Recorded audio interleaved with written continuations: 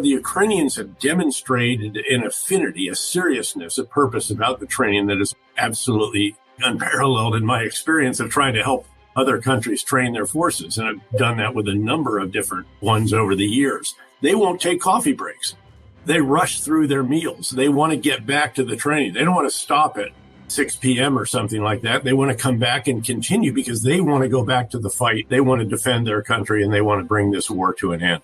Prior to the invasion, actually in the week prior to the invasion, in an interview with The Atlantic, the magazine here in the U.S., I said that Russia would not take Kyiv, much less ever control it, which was a bit contrary to what even most governments and other pundits were saying. And in part, it's because I've watched the Ukrainian forces develop since 2014. I've been to the front lines in Donbass. I've been out in Kharkiv. I've been in Kyiv talking with their military leaders, the heads of their military industries, the leaders and so forth. The last time was shortly after President Zelensky was elected.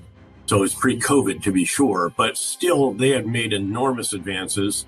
The US, UK, and other NATO countries had really put their shoulder to the wheel. Intelligence agencies were helping, National Security Agency on the cyber side.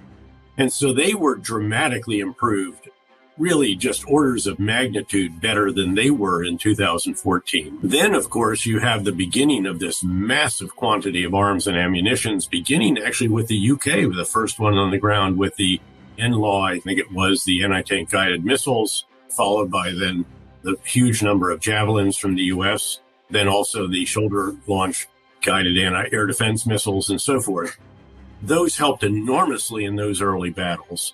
And then we've always known that the Russians don't have a non-commissioned officer corps, that their logistics, once they leave a railhead, they're very, very good on the rail, much better than we are, frankly, because they control it when they want to. They have entire units that just exist to facilitate this using their rail system through a vast country. But once they come off the rail, they have perhaps 1/4 or 1/5 of the logistics infrastructure, the organizational structure that we have, that enables us to be expeditionary, to move and still continue to supply. They just don't have that. Where I was surprised was just the sheer ineptitude of the campaign design, taking on all these different offensives simultaneously, sort of a main effort, but not really.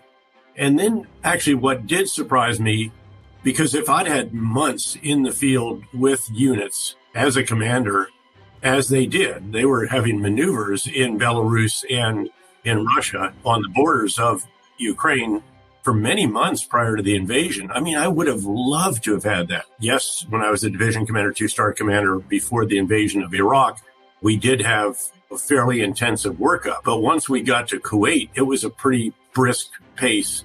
And we were consumed an awful lot with just sheer logistics issues and preparation of the force in that regard, rather than big maneuvers and so forth, in which you could fine-tune combined arms operations. And the Russians turned out to be abysmal. They have still never demonstrated the ability to combine the effects of tanks supported by infantry who keep the shoulder-launched anti-tank guided missiles off them, supported by air defense, keep any kind of enemy aircraft off them, mortars and artillery, so indirect fire, and keep it very close to you in the front, but safely, obviously, which is an art form in and of itself. Engineers to reduce obstacles, along with explosive ordnance disposal. EW, electronic warfare, to jam the enemy's networks, your networks keeping up with you, your logistics right up there, Aero Medevac, and all the rest of this. They have just not demonstrated that whatsoever. And that's what a truly professional military does. And in that regard, again, just because they had so many months out there training,